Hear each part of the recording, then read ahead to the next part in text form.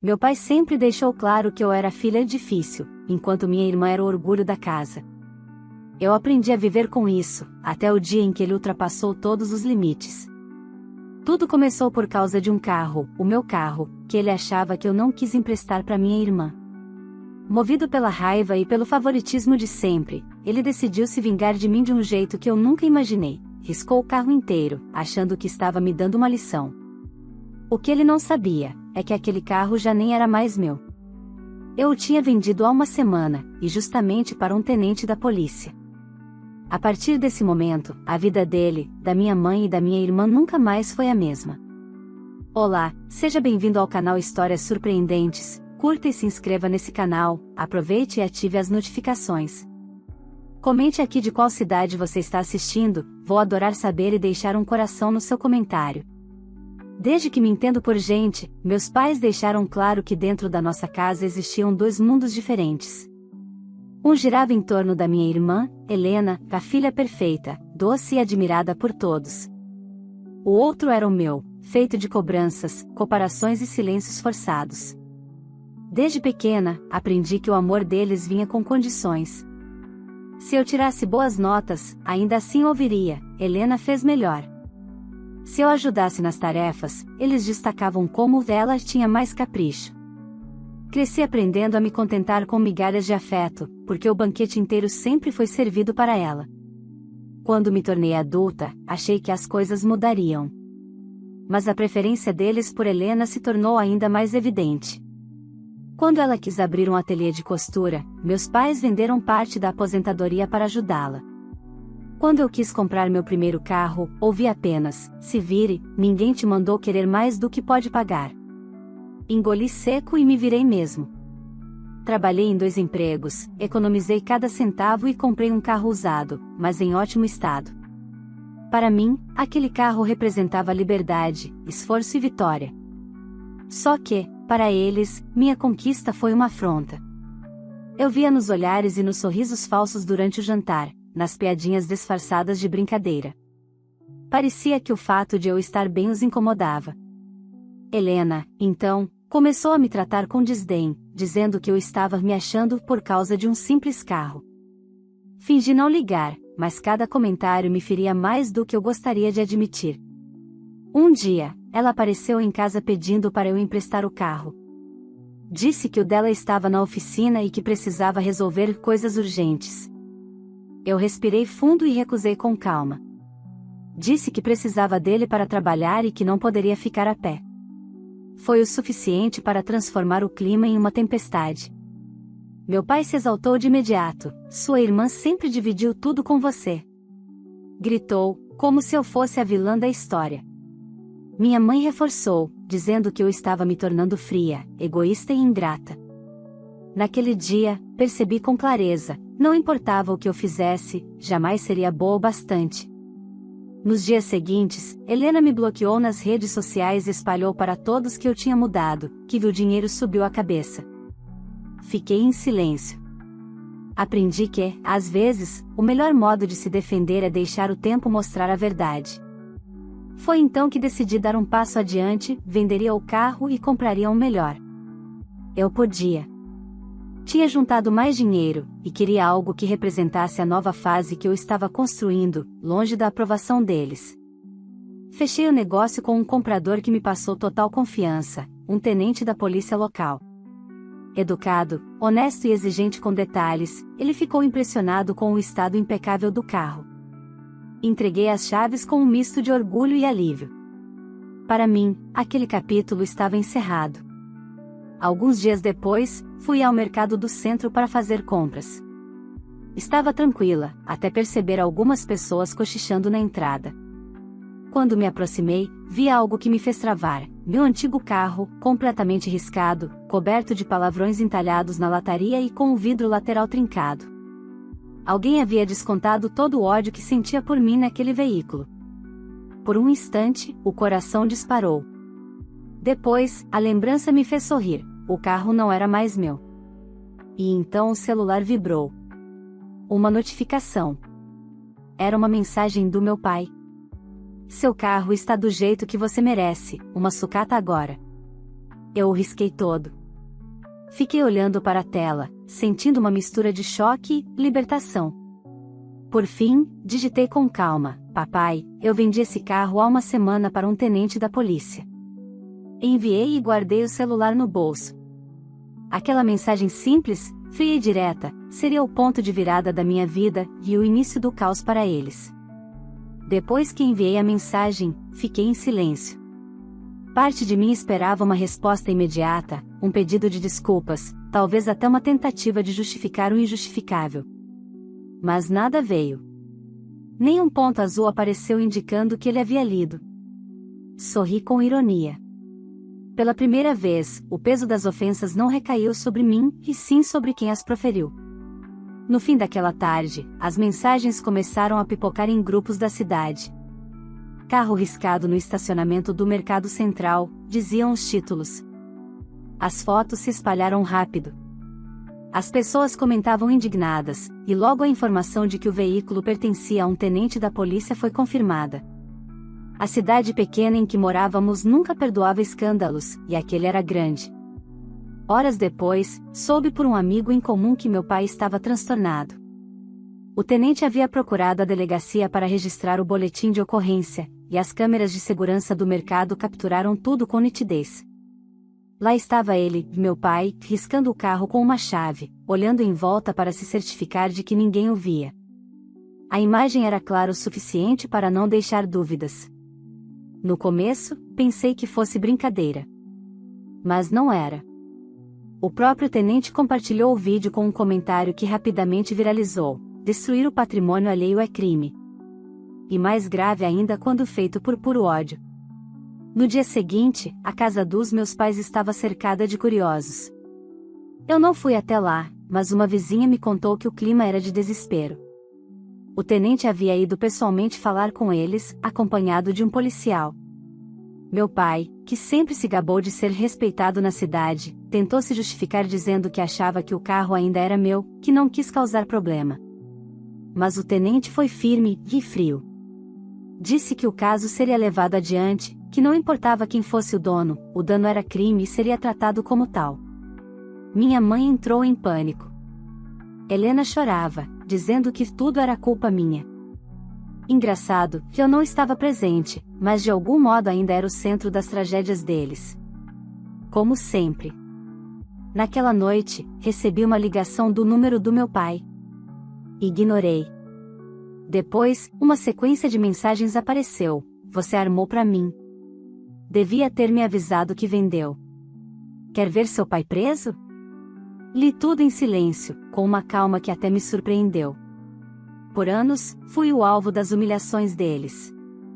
Agora, o destino apenas devolvia o que sempre foi deles por merecimento. Não precisei responder. Nos dias seguintes, as fofocas tomaram conta da cidade. Meu pai se tornou motivo de piada entre os vizinhos, os colegas da igreja, até os amigos de bar. O homem orgulhoso, que sempre apontava o dedo para mim, agora era apontado pelos outros. E Helena, bem, ela não escapou da vergonha. Muitos descobriram que ela havia sido a causadora indireta de toda a confusão.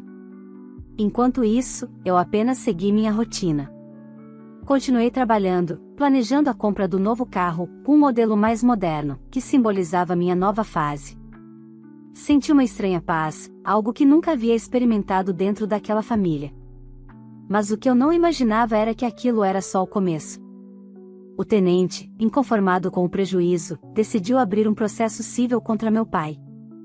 E, para piorar, as câmeras do mercado revelaram também a presença de Helena, rindo e gravando o momento com o celular. O vídeo caiu na internet. Em questão de horas, todos sabiam quem eram os autores do vandalismo. Meu pai tentou alegar que foi um mal-entendido, mas o estrago já estava feito. A autoridade do tenente, combinada com a repercussão, transformou o caso em algo muito maior. O nome da minha família estava em manchetes locais, e o orgulho deles se dissolvia a cada nova publicação. Recebi, então, outra mensagem curta, dessa vez, de um número desconhecido, mas com um tom que eu reconheceria em qualquer lugar: era minha mãe. Você está satisfeita agora? Não respondi. Apenas olhei para o celular, deixei a tela apagar e continuei o que estava fazendo. Pela primeira vez, não senti culpa. Pela primeira vez, a justiça parecia se fazer sem que eu precisasse levantar um dedo. Mas algo me dizia que o verdadeiro desfecho ainda estava longe. E que o preço do que fizeram estava apenas começando a ser cobrado. Nos dias que se seguiram, minha família se tornou o assunto principal da cidade. As fotos do carro riscado estavam em todos os grupos de WhatsApp, acompanhadas de legendas debochadas e comentários que variavam entre indignação e sarcasmo. O vídeo das câmeras do mercado havia se espalhado como fogo em palha seca. Meu pai, com a chave na mão e o olhar rancoroso, era visto riscando a lateral do veículo. Helena aparecia logo atrás, rindo, filmando tudo como se fosse uma travessura qualquer. Em poucas horas, o nome deles estava em sites locais e até em perfis de fofoca da região. Meu sobrenome, que durante anos me pesou como um fardo, agora pesava sobre eles. O homem que sempre se gabou de ter respeito estava escondido dentro de casa, evitando sair até para comprar pão. Minha mãe, por sua vez, tentava apagar o incêndio ligando para conhecidos, dizendo que tudo era um grande mal-entendido. Mas ninguém acreditava. O tenente registrou queixa formal, exigindo indenização pelos danos materiais e morais. Como policial, ele não deixaria aquilo passar. Me disseram que, na delegacia, ele foi categórico: se fosse o carro de qualquer cidadão, eu faria o mesmo. Lei é a lei. A firmeza dele foi o suficiente para que o caso fosse levado adiante. O boletim de ocorrência se transformou em processo judicial em questão de dias. A repercussão afetou profundamente meus pais. A empresa em que meu pai trabalhava pediu o afastamento temporário, alegando que a imagem dele comprometia a reputação da firma. Helena perdeu vários clientes do ateliê, e algumas pessoas começaram a devolver encomendas já pagas. As redes sociais dela ficaram repletas de críticas e comentários agressivos. Pela primeira vez, ela experimentava o que sempre me fez sentir: o desprezo público. Enquanto isso, eu observava tudo de longe. Não com prazer, mas com um tipo de paz silenciosa. Era como se, depois de anos tentando provar meu valor, a própria vida tivesse se encarregado de colocar cada coisa no seu devido lugar. Recebi uma ligação de um número desconhecido. Atendi. Era o tenente. Boa tarde, senhorita. Só liguei para agradecer a honestidade da sua mensagem. Vi que você não tinha culpa de nada. Espero que não se preocupe, estou resolvendo isso da forma correta. A voz dele era firme, mas cordial. Fico feliz que tenha entendido, respondi. Me desculpe pelo transtorno, mesmo que involuntário. Não se preocupe. A responsabilidade é toda deles. A justiça vai cuidar disso. Quando desliguei, senti uma mistura estranha de alívio e melancolia. Por mais que não quisesse, parte de mim ainda carregava aquele instinto antigo de se culpar por tudo. Mas não dessa vez. No final da semana, recebi uma nova enxurrada de mensagens, agora de conhecidos, ex-colegas, até parentes distantes. Todos comentavam o escândalo. Alguns riam, outros se diziam surpresos, e alguns poucos até tentaram me consolar, como se eu fosse a vítima colateral do desastre. Eu apenas agradecia e mudava de assunto. Não queria alimentar o caos. Na pequena cidade onde morávamos, reputação era moeda. E meus pais acabaram de perder a deles. O orgulho que sustentaram por anos, às custas da minha dor, começou a ruir diante de todos. Meu pai passou a sair de casa apenas à noite, escondido, com boné e máscara. Helena trancou as redes sociais e se isolou. Minha mãe, que sempre dizia que a família vinha em primeiro lugar, agora tentava fingir que nada estava acontecendo. Mas o pior ainda estava por vir. Quando o advogado do tenente entrou com a ação, os valores estipulados para indenização eram altíssimos. Não apenas pelo dano material, mas também pela repercussão pública. A soma ultrapassava qualquer reserva financeira que meus pais tivessem. Foi então que recebi outra mensagem, dessa vez longa, cheia de acusações: você sempre quis nos ver humilhados. Agora está conseguindo. Tudo isso é culpa sua. Se tivesse emprestado o carro, nada disso teria acontecido. Li aquelas palavras com a mesma serenidade com que se observa uma tempestade pela janela, sabendo que, dessa vez, ela não me atingiria. Eu não respondi. Não porque faltassem palavras, mas porque finalmente compreendi que o silêncio era o meu escudo mais poderoso. Enquanto eles se afundavam em vergonha, eu me reerguia em paz. O tenente me mandou outra mensagem dias depois, dizendo que o processo estava correndo bem e que eu seria convocada apenas como testemunha. Foi a primeira vez, em muito tempo, que alguém tratou minha palavra com respeito. Eu não imaginava, porém, que o escândalo ultrapassaria os limites da cidade e chamaria a atenção da imprensa regional. E, com isso, o nome da minha família voltaria às manchetes, dessa vez, de forma ainda mais devastadora.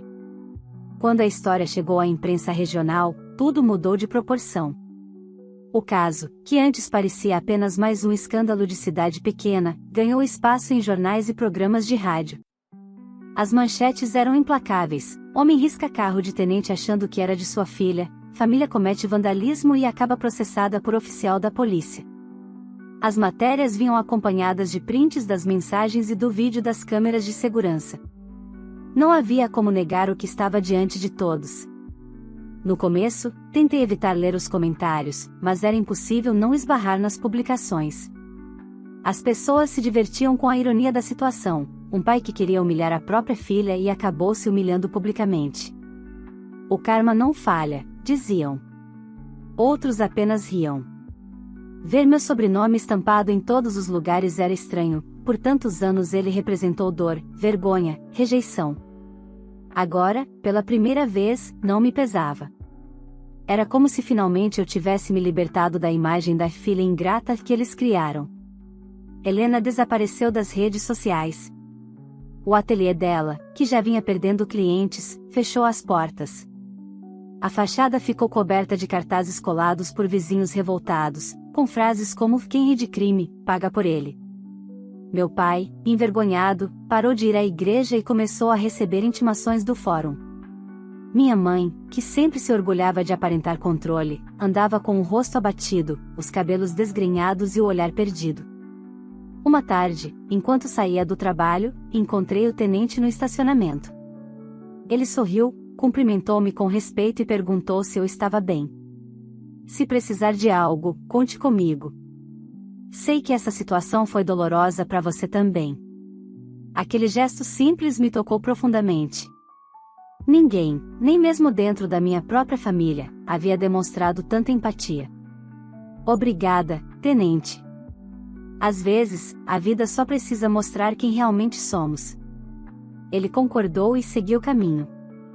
No dia seguinte, a notícia sobre o processo foi atualizada. O juiz havia determinado o bloqueio de parte dos bens dos meus pais para cobrir a indenização inicial. Era uma quantia alta, e o advogado do tenente ainda pretendia recorrer pedindo valores maiores.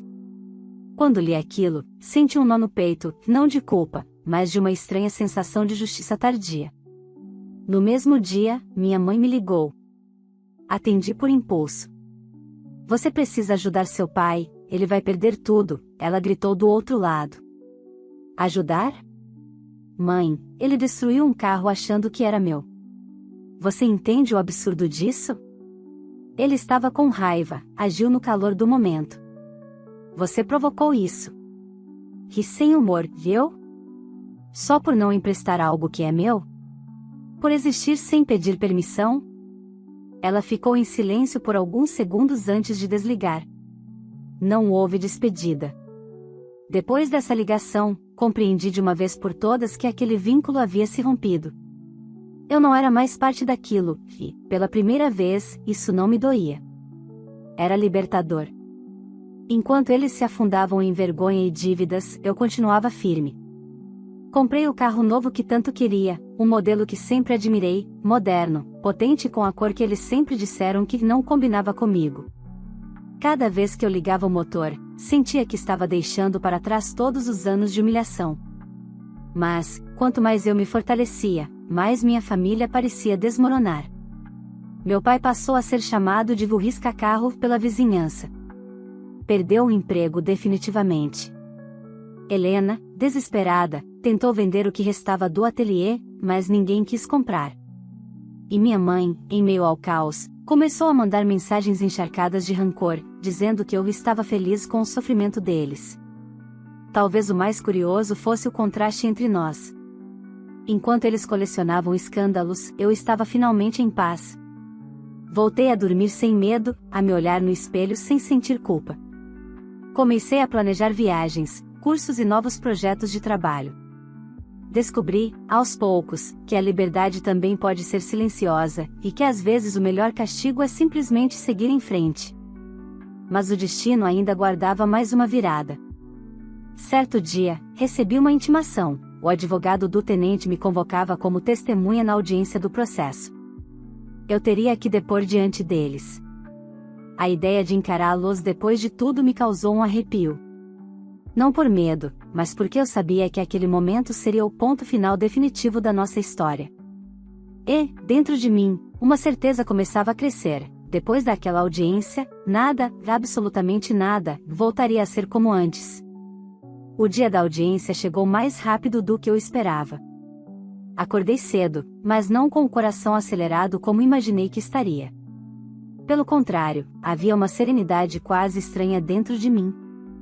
Depois de tantos anos tentando provar minha inocência diante das acusações da minha própria família, agora seria a vez de eles enfrentarem a verdade, não a minha palavra, mas os fatos. Cheguei ao fórum com roupa simples, o cabelo preso e a cabeça erguida. Não queria parecer provocativa, apenas firme. Do lado de fora, algumas pessoas esperavam curiosas.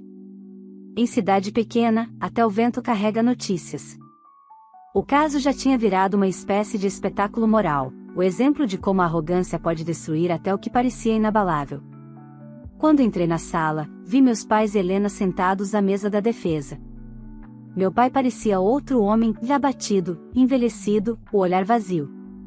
Minha mãe tinha olheiras profundas e segurava um lenço entre os dedos trêmulos. Helena, de cabeça baixa, evitava me encarar. Talvez pela vergonha, talvez pelo orgulho. Ou pelos dois. O juiz iniciou a sessão com voz calma, pedindo respeito e objetividade. O advogado do tenente apresentou as provas, o vídeo das câmeras de segurança, as mensagens enviadas pelo meu pai e as testemunhas que viram o ocorrido. Quando as imagens foram exibidas, o silêncio na sala se tornou quase sufocante. O som da chave arranhando o carro ecoou como uma confissão. O advogado da defesa tentou argumentar que tudo não passava de um erro de julgamento, que meu pai havia sido impulsionado por emoções momentâneas. Mas o juiz foi direto: impulsividade não apaga crime, senhor. Em seguida, foi minha vez de ser chamada. Caminhei até o centro da sala com passos firmes. O juiz me olhou com atenção e perguntou se eu confirmava o teor das mensagens enviadas. Respirei fundo antes de responder. Sim, meritíssimo. Foi exatamente assim. Recebi a mensagem do meu pai dizendo que havia arriscado o carro por vingança, acreditando que era meu. Eu apenas respondi que já o havia vendido. Para quem? Para um tenente da polícia. Alguns cochichos surgiram na plateia, abafados logo pelo silêncio que voltou a se impor. Continuei. Durante toda a minha vida, tentei conquistar o respeito da minha família. Trabalhei, estudei, lutei por tudo que tenho. Mas sempre fui tratada como a errada, a fria, a ingrata. O carro que eles destruíram era fruto do meu esforço. O que eles não sabiam é que, ao tentarem me humilhar, acabaram humilhando a si mesmos. O juiz manteve o olhar firme, mas pude ver um leve aceno de compreensão. O advogado do tenente agradeceu, e fui dispensada. Quando me virei para voltar ao assento, cruzei o olhar de Helena. Pela primeira vez, não vi soberba, apenas medo. Meu pai manteve a cabeça baixa, e minha mãe chorava baixinho. Após as alegações finais, o juiz suspendeu a sessão para análise do caso, avisando que a sentença seria divulgada em poucos dias. Quando saí da sala, respirei fundo. Lá fora, o sol brilhava como se o mundo tivesse decidido seguir em frente e, de certa forma, era exatamente isso que eu faria. Nos dias seguintes, as reações foram intensas. A audiência virou pauta de novos portais de notícia. Comentários surgiam aos montes: uns me chamavam de corajosa, outros diziam que eu deveria ter perdoado. Mas quem nunca viveu o que vivi não poderia entender o quanto custava perdoar quem nunca demonstrou arrependimento. Enquanto isso, a situação financeira dos meus pais piorava. As contas se acumulavam, o processo exigia custas altíssimas e os advogados já falavam em penhora. Helena tentava contato, mandando mensagens curtas e desesperadas. Você não vai mesmo nos ajudar? Eles vão perder a casa. Por favor, fala comigo. Mas eu não respondi. Não por rancor, mas por dignidade. Eles haviam me negado empatia por anos, e agora, quando o mundo lhes virava as costas, queriam o conforto de quem sempre desprezaram.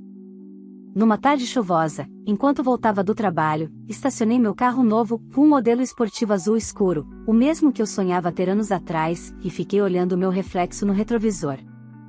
Por muito tempo, temi ser igual a eles. Mas percebi que o verdadeiro triunfo não era vê-los perder, e sim saber que eu venci sem precisar machucar ninguém. Ainda assim, a história estava longe de acabar. Dias depois, recebi uma nova intimação. O juiz havia decidido antecipar a leitura da sentença. E, de forma simbólica ou irônica, ela ocorreria exatamente no mesmo dia em que meu pai completaria 60 anos. O destino parecia ter um senso de justiça próprio, e eu sabia que o desfecho seria inevitável. O dia da sentença amanheceu frio, cinzento, e com um vento cortante que parecia carregar o peso de tudo que ainda estava por vir. Curiosamente, era o mesmo dia em que meu pai completava 60 anos. Durante toda a minha infância, as comemorações dele eram sagradas, festas cheias de convidados, discursos sobre honra e respeito, e aquele tom de superioridade que me fazia querer desaparecer. Naquele ano, o presente seria outro, a própria consequência dos atos dele. Cheguei ao fórum antes do horário. O silêncio do corredor contrastava com o burburinho do lado de fora, onde repórteres aguardavam o desfecho do caso. Algumas pessoas me cumprimentaram com discrição. Eu apenas acenei. Não havia orgulho no que estava prestes a acontecer, apenas a certeza de que, enfim, a verdade seria dita. Quando o juiz entrou na sala, todos se levantaram. O ar parecia denso. Meus pais estavam pálidos, Helena, abatida, com o olhar perdido em algum ponto do chão. Nenhum deles ousou me encarar. O juiz começou a leitura, detalhando o processo, as provas e a conclusão final. Cada palavra soava como um martelo batendo nas paredes daquela história que, por anos, me sufocou. Considerando as provas apresentadas, as confissões parciais e a repercussão do fato, condeno o réu ao pagamento integral dos danos materiais e morais, além das custas judiciais. Determino, ainda, o bloqueio dos bens em nome do casal e a prestação de serviços comunitários pelo período de 12 meses. O silêncio que se seguiu foi absoluto. O som de uma respiração trêmula ecoou do lado deles. Helena começou a chorar. Minha mãe levou as mãos ao rosto. Meu pai ficou imóvel, olhando fixamente para o nada. Era como se, pela primeira vez, tivesse entendido o peso de tudo o que fez, não apenas ao tenente, mas a mim. O juiz encerrou a sessão e todos se levantaram. Eu permaneci sentada por alguns segundos, observando. Não havia ódio, nem prazer. Havia apenas um vazio calmo, como se uma parte antiga de mim finalmente tivesse sido libertada. Ao sair do fórum, o sol começava a romper as nuvens, e o vento, antes frio, se tornava leve. No estacionamento, vi o carro novo brilhando sob a luz. Encostei na porta, respirei fundo e deixei que as lágrimas viessem, não de tristeza, mas de alívio. Nos dias seguintes, a notícia se espalhou. As manchetes eram impiedosas: homem é condenado por vandalismo contra carro de policial, erro custou caro à família envolvida em crime de ódio. A história virou um exemplo nas redes sociais sobre as consequências da inveja e da arrogância. Helena desapareceu de vez. Diziam que foi morar com uma tia distante, tentando recomeçar. Meus pais venderam o que restava da casa para pagar parte da indenização. Eu soube disso pelos vizinhos, eles não tiveram coragem de me procurar. Nem precisavam. O ciclo entre nós estava encerrado. Com o tempo, a cidade esqueceu o escândalo, mas o sobrenome deles nunca mais teve o mesmo peso. O orgulho que o sustentava foi substituído por um silêncio constrangedor. E, pela primeira vez, aquele silêncio não me machucava. Ele me protegia. Hoje, dirijo pelas mesmas ruas onde um dia fui humilhada, mas agora o cenário é outro. As pessoas me cumprimentam com respeito, e eu sigo meu caminho sem precisar provar nada para ninguém. Abri meu próprio negócio, conquistei estabilidade, e aprendi que o sucesso verdadeiro não é gritado, ele é vivido em paz. De vez em quando, penso no dia em que recebi aquela mensagem: seu carro está do jeito que você merece, uma sucata agora. Eu o risquei todo. Lembro-me do riso que escapou dos meus lábios quando respondi: papai, eu vendi esse carro há uma semana para um tenente da polícia. Aquela frase simples foi o ponto de virada de toda a minha vida. Ela representou o instante em que deixei de tentar ser aceita por quem nunca me viu de verdade. Hoje, quando olho para trás, percebo que a justiça que eu esperei por tantos anos não veio dos tribunais, mas do equilíbrio da própria vida. Cada palavra que me feriu se tornou um degrau para a mulher que me tornei. Não precisei me vingar. Não precisei destruir ninguém. Apenas deixei que o tempo fizesse o que sempre faz, mostrar que a verdade, cedo ou tarde, encontra seu caminho. E foi assim que aprendi que algumas perdas são, na verdade, livramentos disfarçados. E você, no lugar dela, teria feito o mesmo? Depois de tudo que essa filha viveu, anos de rejeição, humilhações e desprezo, quando finalmente a vida se encarregou de mostrar a verdade, ela apenas ficou em silêncio. Não buscou vingança, não precisou gritar. A justiça simplesmente aconteceu. Se essa história te emocionou, te fez refletir ou até lembrar de algo parecido, deixa o seu like aqui embaixo, isso ajuda muito o canal a continuar trazendo histórias fortes como essa. Aproveita e se inscreve no canal para não perder os próximos episódios, cada semana tem uma nova história que vai te prender do início ao fim. E eu quero saber, você faria o mesmo que essa filha fez? Contaria a verdade e deixaria o destino agir, ou enfrentaria tudo de outra forma? Escreve aqui nos comentários a sua opinião e me diz também de qual cidade você está assistindo, vou passar lendo os comentários e deixar um coração em cada um deles. Até a próxima história, e lembre-se, às vezes, o silêncio é a resposta mais poderosa que existe.